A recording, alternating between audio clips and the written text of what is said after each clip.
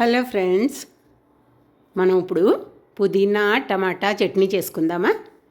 ఇది ఒలిచిన పుదీనా, కొత్తిమీర, టమాటా, పచ్చిమిర్చి, ఎండుమిర్చి, కొన్ని పల్లీలు, శనగపప్పు, మినపప్పు, ఆవాలు, పోపు దినుసులు. స్టవ్ వెలిగించుకొని సిమ్లో పెట్టుకొని మూకుడు పెట్టుకొని అందులో నూనె వేసానండి. పల్లీలు వేసుకోవాలి, తర్వాత పోపు దినుసులు వేసుకోవాలండి.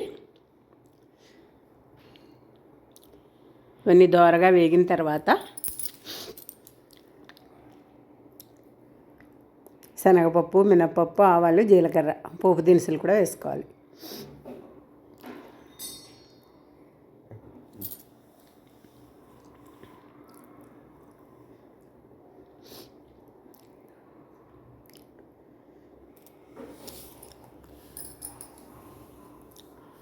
ఈ తాలింపు పోపు ఏదైతే ఉందో అది ఎర్రగా వేగిన తర్వాత ఇంగు వేసుకోవాలండి. ఇదే స్టేజ్లో మీకు ఇష్టమైతే వెల్లుల్లిపాయలు కూడా వేసుకోవచ్చండి. ఇవాళ సాటర్డే టిఫిన్ కోసం చేస్తున్న నైట్ దోశలు, పుదీనా టమాటా చట్నీ కోసం అండి. ఇంగు వేసానండి.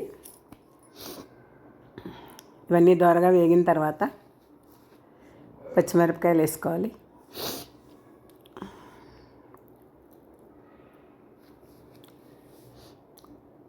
తర్వాత ఎండుమిరపకాయలు వేసుకోవాలండి.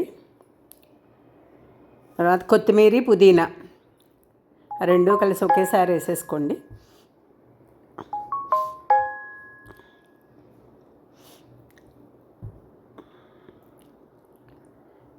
ఈ రెండు కూడా దగ్గరగా మగ్గిపోతాయి. మగ్గిదాకా కొద్దిగా పచ్చివాసన పోయేదాకా వేయించుకోవాలండి.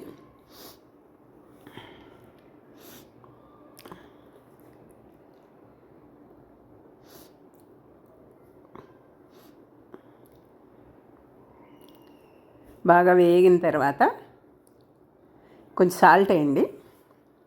కళ్ళుప్పు వేసాను నేను.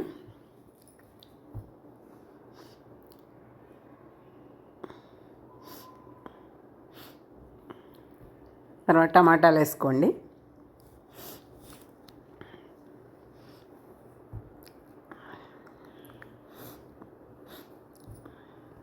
తర్వాత చింతపండు, కొద్దిగా చింతపండు కూడా వేసుకోవాలి. ఆ పులుపు చాలదు.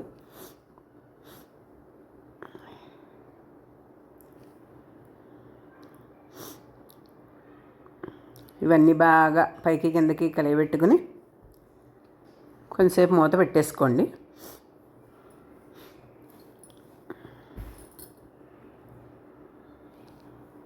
కొంచెం పసుపు,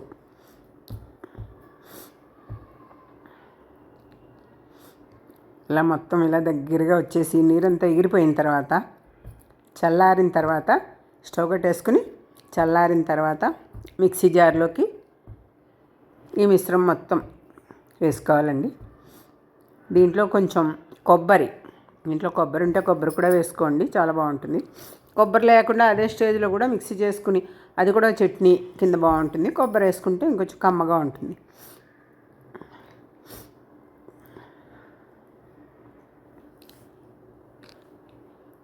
ఈ చట్నీలో మళ్ళీ కొంచెం తాలింపు కూడా కలిపానండి.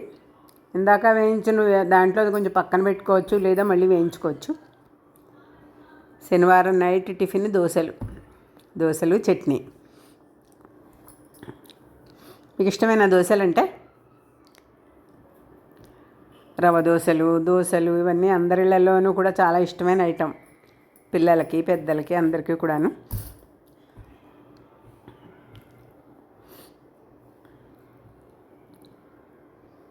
ఇంకా టమాటా చట్నీ, విడిగా ఊరగాయలు అన్నీ ఉంటాయి.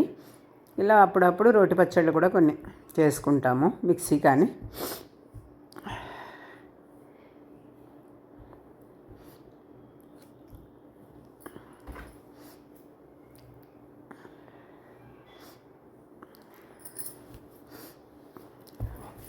దోశ కొంచెం క్రిస్పీగా వేగితేనే బాగుంటుంది, మెత్తగా కన్నా. ఇదిగా క్రిస్పీగా అయ్యేదాకా ఉంచి